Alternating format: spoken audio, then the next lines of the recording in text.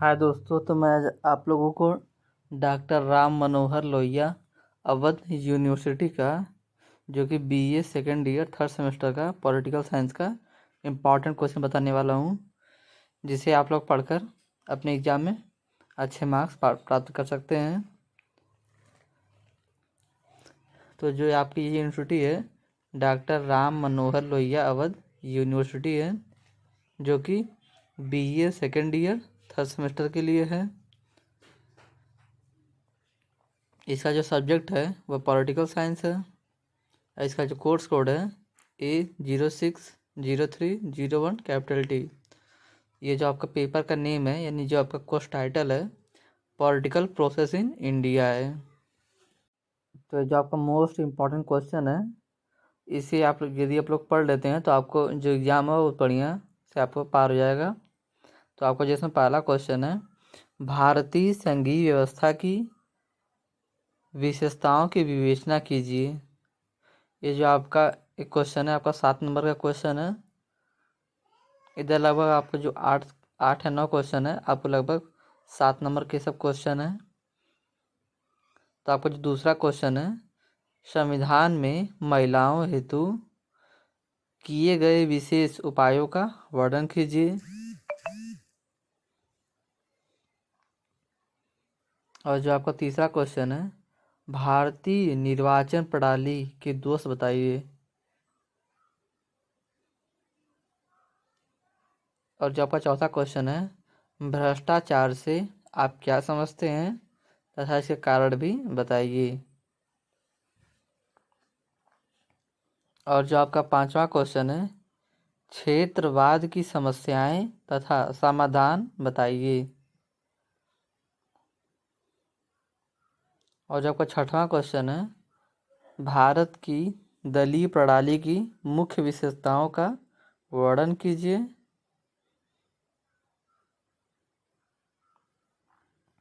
और जो आपका सातवां क्वेश्चन है, मतदान व्यवहार के निर्धारक तत्वों का वर्णन कीजिए।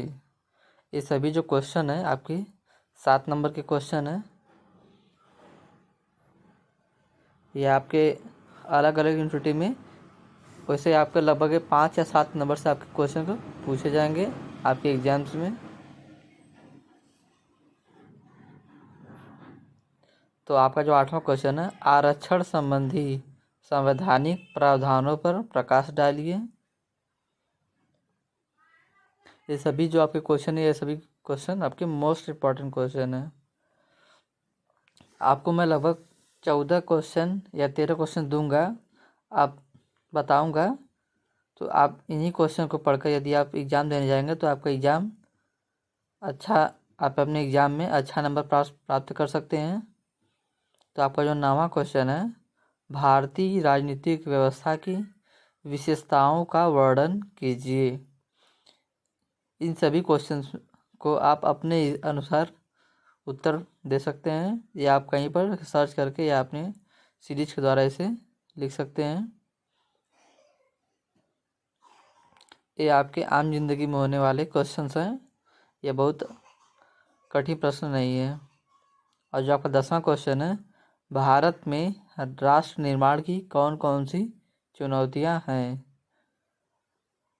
और जो आपका 11वां क्वेश्चन है, भारत में राजनीतिक दल बदल के कारणों का वर्णन कीजिए तथा दल बदल को रोकने के लिए क्या क्या प्रयत्न किए गए हैं।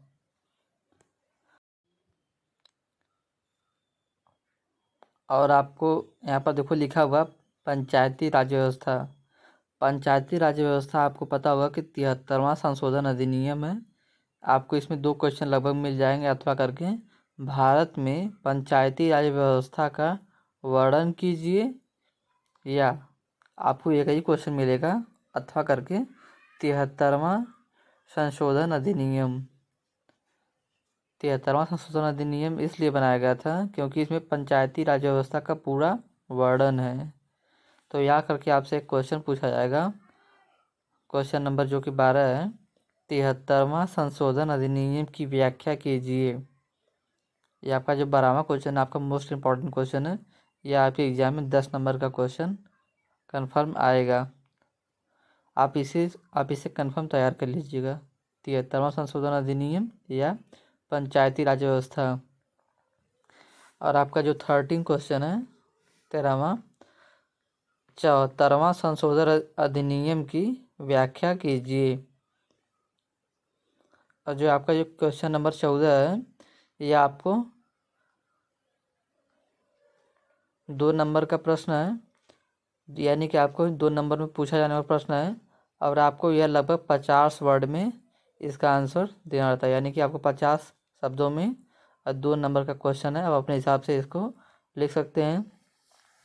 तो जो इसका पहला प्रश्न है शिक्षा का अधिकार, तो आप लोगों को पता होगा कि जो शिक्षा का अधिकार है मौलिक अधिकार से लिया गया है, जो कि 6 मौलिक अधिकार हैं। तो इसमें बताना होगा कौन सा अनुच्छेद शिक्षा अधिकार का क्या है। और आप यहाँ पर जो दूसरा क्वेश्चन है नीति आयोग, तो आपको पता होगा कि जो नीति आयोग है वह 1950 ईस्वी में आया था। जो नीति आयोग का जो नाम है बदल कर रख दिया गया है योजना आयोग, जो कि इसका नाम 2014 में बदला गया था। और जो आपका तीसरा क्वेश्चन है पंथ निरपेक्षता। और जो आपका चौथा क्वेश्चन है सहकारी संघवाद। और जो आपका 5वां क्वेश्चन है राष्ट्रीय महिला आयोग। और जो आपका 6वां क्वेश्चन है नागरिकता संशोधन अधिनियम 2019। तो यह सभी जो क्वेश्चन आपके लिए इम्पोर्टेंट है, और मैं आपको डिस्क्रिप्शन में लिंक दे दूँगा, आप वहाँ से सोशियोलॉजी का व हिंदी का और एंशियंट हिस्ट्री का इम्पोर्टेंट क्वेश्चन प्राप्त कर सकते हैं। धन्यवाद।